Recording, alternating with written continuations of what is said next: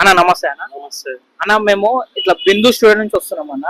ఇప్పుడు యువత అంతా డ్రగ్స్ తీసుకొని వాళ్ళ జీవితాన్ని ఖరాబ్ చేసుకుంటారు. వాళ్ళ మీద మీ అభిప్రాయం అన్న? ఇప్పుడు ప్రెసెంట్ జనరేషన్ ప్రతి ఒక్కరు డ్రగ్స్ కామన్ అయిపోయింది.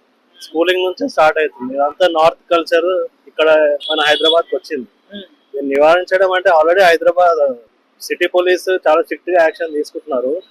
ఇంకా ఇప్పుడు తీసుకున్న జనరేషన్ ఎట్లుందంటే ప్రతి ఒక్కరు కామన్ అయిపోయింది. 8th to ఇంటర్ +2 లోనే అలవాటు పడిపోతున్నారు. కానీ బెటర్ అవాయిడ్ చేయడం బెటర్. ఎవరున్నా ప్రెసెంట్ జనరేషన్ మంచి చదువుకొని బాగుపడితే బెటర్. డ్రగ్స్ వల్ల ఆ కొద్దిసేపు 5-10 minutes కోసం అది తీసుకొని అలవాటు పడిపోయి అడిక్ట్ అయిపోతారు. లైఫ్ స్పాయిల్ అయిపోతుంది. సో అవాయిడ్ చేయడం బెటర్.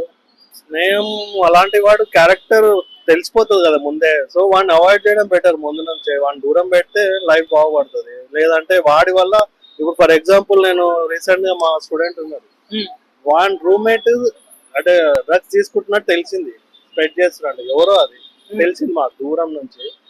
వాడి లైఫ్ స్పాయిల్ అయిపోయింది. వాడికి కూడా తెలియదు రూమ్మేట్. సో కేసు అయిందో ఏమో తెలియదు. వాడిని పట్టుకొని వెళ్ళిపోయినారు. లైఫ్ స్పాయిల్ అయ్యింది. డ్రగ్స్ తీసుకోకండి. లైఫ్ మంచిగా ఉండి ఉన్నది ఒక లైఫ్, మంచిగా హ్యాపీగా బతకండి.